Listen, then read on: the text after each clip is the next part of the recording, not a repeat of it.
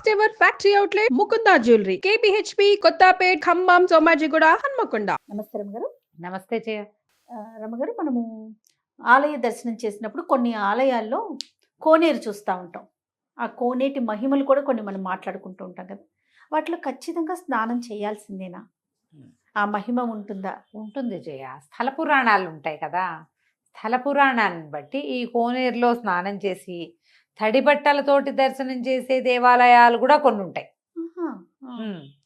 అందులో మునగటం, బట్టలతోటే తడి బట్టలతోటి వెళ్తాం. అంగప్రదక్షిణం చేస్తాను తిరుమలలో. అవును, తిరుమలలో అంగప్రదక్షిణం చేసినప్పుడు శ్రీవారి పుష్కరిణిలో, స్వామి పుష్కరిణిలో స్నానం చేసి మునిగి ఆ తడి బట్టలతోటే వెళ్ళాలి అంగప్రదక్షిణానికి. ఓకే, లెక్కే అది. మనకి ఇక్కడ సాధారణంగా అన్ని ఆలయాల్లోనూ కోనేరులు కనపడవు మనకి, కనిపించు. కొన్ని చోట్లే కోనేరులు కనపడతాయి. పురాతన ఆలయాల్లో ఖచ్చితంగా కనిపిస్తాయండి. కానీ అనకూడదు, కోనేట్లో నీళ్ళు ఏం బాగుంటున్నాయి రమ్మగారు చెప్పండి. అంటే మెయింటెనెన్స్ ఉన్న చోట బానే ఉంటాయి కదా. మెయింటెనెన్స్ ఉంటే సరే, చాలా మట్టుకు మనం చూడండి, మీరు పురాతన ఆలయాల్లో ఖచ్చితంగా కోనేరు కనిపిస్తా ఉంది. కానీ నీరు చాలా, అంటే మనం దిగలేని పరిస్థితుల్లో కూడా కనిపిస్తా ఉన్నాయి. అందుకని ఏం చెప్తారు, వెళ్ళి ఆ కోనేరు తీర్థాన్ని ఎత్తు మీద చల్లుకోమంటారు, తీర్థం పుచ్చుకోమని చెప్పరు. అదేలేండి, తల స్నానం చేయమంటారు. స్వామి పుష్కరిణి ఎంత బాగుంటుందో, అద్భుతం కదా, బాగుంటుందో, ఎంత హాయిగా ఉంటుందో దిగితే. ఒక 3 మునకలు వేస్తే బా బ్రహ్మాండంగా ఉంటుంది. దీంతో పాటుగా నది పరివాహక ప్రాంతాల్లో ఉండే దేవాలయాలు కోనేరులు స్నానం చేయాలి. కొన్ని చోట్ల చెప్తారు ఇది పుణ్యతీర్థం, ఇది మంచిది, ఇక్కడ స్నానం చేయాలని. మీరు ఇంకొక మంచి అనుభవం చెప్తాను జయ. మహానందిలో అబ్బా, మహానంది కోనేట్లో దిగితే ఉంటుంది జయ, నల్ల పూస వేసినా కనిపిస్తాయి రమ్మగారు. మేము వెళ్ళిన 3 సార్లు మునిగారు. నేను వెళ్తా ఉంటాను కానీ మునగలేదు. మా పిల్లలు, మరి మగ పిల్లలు ఉన్న దారి వేరే ఉంటుంది కదా, మా వాళ్ళు నీళ్లు చూడగానే పరిగెత్తుకెళ్ళి దూకేసుకుంటుంటారు. ఎవరు సాధారణంగా పిల్లలు సరదా పడతారు, చిన్నపిల్లలు ఆడపిల్లలు సరదా ఉంటారు. స్వచ్ఛంగా ఉంటాయో నీళ్ళు, ఎంత స్వచ్ఛంగా ఉంటాయో. దాని గోముఖం చిన్న దాంట్లో నుంచి వస్తూ ఉంటాయి. నేను తలకావేరి కూడా చూసాను, నేను కర్ణాటకలో. నేను కూడా చూడాలి అది. అవునవును. ఇప్పుడు ఈ దేవాలయానికి అనుబంధంగా ఉన్న కోనేర్లు శుద్ధంగా సాధారణంగా ఉంటాయి. కొన్ని చోట్ల ఉండలేదు, మెయింటెనెన్స్ లేని చోట ఉండదు అనుకో. అవకాశం ఉంటే కోనేట్లో మునిగి చేస్తే మీకు ఫలితం బాగుంటుంది. ఈ కోనేరులో స్నానం చేయాలి, ఈ కోనేటి నీళ్ళు పుణ్యతీర్థం అని, ఇక్కడికి గంగానది వస్తుందని, సరస్వతి నది ఇక్కడ అంతర్వాహినిగా ఉందని క్లియర్గా మనకి స్థల పురాణాల్లో చెప్పబడుతుంది. చెప్పబడిన చోట తప్పకుండా ఆ నీటిని తాకండి, అది మంచిది. ఇప్పుడు నది పరివాహక ప్రాంతాల్లో ఉన్న దేవాలయాలు కొన్ని ఉంటాయి. అవునవును. అప్పుడు ఆ నదిలో స్నానం చేయటం, ఆలంపూరు అలాంటి చోట పక్కనే నది కనిపిస్తూ ఉంటుంది. నది ఉంది కదా. ఇప్పుడు మనం బెజవాడ వెళ్తామా, ఎప్పుడు కృష్ణా నదిలో స్నానం చేసి స్నానం చేయ, మనం రోడ్డు మీద నుంచి పైకి ఎక్కడం, దుర్గమ్మ చూడటం, దిగొచ్చేయటం. అవునవును.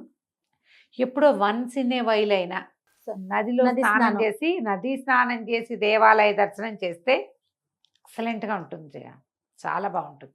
మేము బాసర గోదావరిలో స్నానం చేసాం. గోదావరిలో స్నానం చేసి అప్పుడు బాసర దర్శనానికి వెళ్ళాం. తర్వాత ఏమో ధర్మపురిలో స్నానం చేయటం, దర్శనానికి వెళ్ళటం. ప్రతిసారి కాదు, కుదిరినప్పుడు భద్రాచలం వెళ్ళినప్పుడు గోదావరిలో స్నానం చేయటం.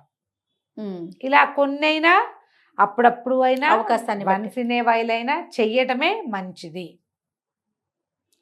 గుంటూరులో కూడా అమరావతి, ఎప్పుడో, ఇప్పుడు అమరావతి వ్యవహారం కాదు, ఏనాడు అమరావతి, మేము కనీసం ఒక 17-18 ఏళ్ల నాడు వెళ్ళాం. అప్పుడు కూడా స్నానం కృష్ణలో స్నానం చేసి చూసాం. ఈ గాణగాపూరు అవి వెళ్తాం కదా, అక్కడ కూడా అవకాశం ఉంటే కనుక నది స్నానమైనా సముద్ర స్నానమైనా కదా. కొన్ని ఆలయాలు సముద్రాల పక్కన ఉంటాయి. ఇప్పుడు మా ఎక్కడికి వెళ్తాం, రామేశ్వరం వెళ్తాం, అన్ని బావుల్లో స్నానం చేయాలంటారు. అవి ఇంపార్టెంట్. అవునవును. ఆ స్థల పురాణానికి, స్థల మహాత్మ్యానికి సంబంధం ఉన్న చోట మాక్సిమం చేయటానికి ప్రయత్నం చేయండి. ఇది మంచిది. వీటితో పాటు రమ్మగారు, ఇప్పుడు ఆలయ దర్శనం చేసుకున్నప్పుడు మనం ఎక్కడి నుంచి బయలుదేరామో మళ్ళీ అక్కడికే రావాలి. సహజంగా మన ఇంట్లో నుంచి మనం బయలుదేరుతాం ఆలయ దర్శనానికి, మళ్ళీ మన ఇంటికే రావాలి, మధ్యలో ఇంకెక్కడికి వెళ్ళకూడదు వేరే ప్లేసెస్కి అనేది వింటూ ఉంటాం. కరెక్టే? అంటే ఇది పురాతన పద్ధతే జయ. ఇప్పుడు ఆలయం కాదు, తీర్థాటనకి వెళ్ళాం. ఓ తీర్థానికి వెళ్తే మనం తిరుపతి వెళ్ళి ప్రసాదం తెచ్చుకున్నాం. ఇది వరకు ఎట్లా చేసేవాళ్ళు, ఇళ్ళు వాకలకి సున్నాలు కొట్టుకుని, జోగడిగి అన్నీ శుభ్రం చేసుకుని, వచ్చాక భోజనాలు పెట్టుకోవడానికి ఏర్పాట్లు చేసుకుని క్షేత్ర దర్శనం చేసేవాళ్ళు. క్షేత్రం నుంచి తిరిగి ఆ ప్రసాదాలు అవి పట్టుకుని మన ఇంటికే వెళ్ళాలి. మనం పూజ చేసుకోవాలి. ఏ దైవాన్ని చూసామో శ్రీశైలం వెళ్ళిన వాళ్ళు కూడా చేసేవాళ్ళు అట్లా. తెచ్చిన ప్రసాదాన్ని అందరికీ మన వాళ్ళకి పంచిపెట్టాలంటే నువ్వు వారావీర చుట్టాలందరి ఇళ్ళకి వెళ్తానంటే ఎట కుదురుతుంది? అవును అవును కుదరదు. ఇప్పుడు మామూలుగా గుళ్ళోకి వెళ్ళి ఎవరింటికైనా వెళ్ళటం వేరు. తీర్థాటనకి మనం వెళ్ళినప్పుడు గనక వెనక్కి తిరిగి రావటమే పురాతనమైన విధానంగా ఉండేది. ఇప్పుడు మనం ఏం చేస్తున్నాం జయ, నువ్వు హరిద్వారం ఋషికేశ్ వెళ్ళాలనుకున్నావు, ఢిల్లీ వెళ్ళావు. హరిద్వారం ఋషికేశ్ వెళ్ళి ఇంటికి వచ్చేస్తావా?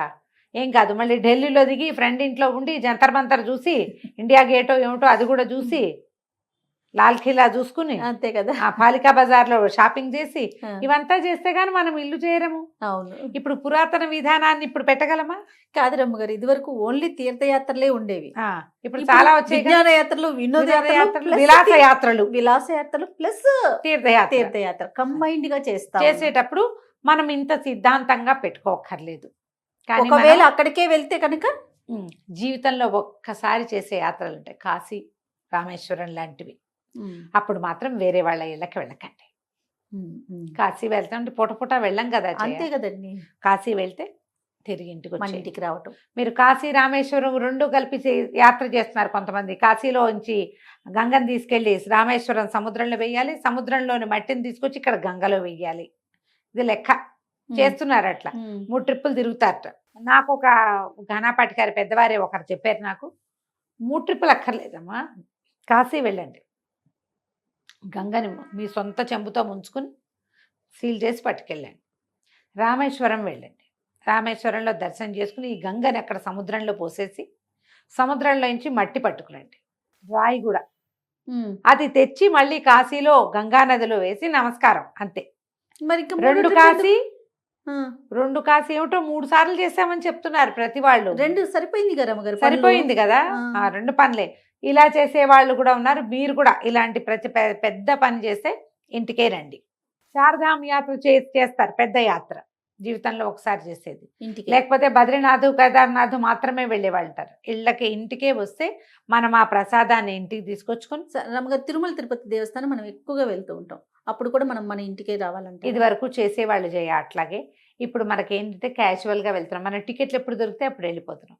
ఇంటికి సున్నం కొట్టుకుందాం, ఇల్లు కడుక్కుందాం అనుకుంటున్నామా? లేదు. మీరు ఒకవేళ యాత్రగా వెళ్ళదలుచుకుంటే ఒక 3 రోజులు బంధుమిత్రులందరినీ తీసుకుని ఇంటికి సున్నం వేసుకొని లేదా ఇల్లు క్లీన్ చేసుకుని వచ్చాక భోజనాలు పెట్టుకోవాలి. ఇలాంటి ప్లాన్ ఉంటే మీకు పురాతన విధానాన్ని మీరు ఫాలో అయ్యేటట్లయితే ఇంటికే రండి.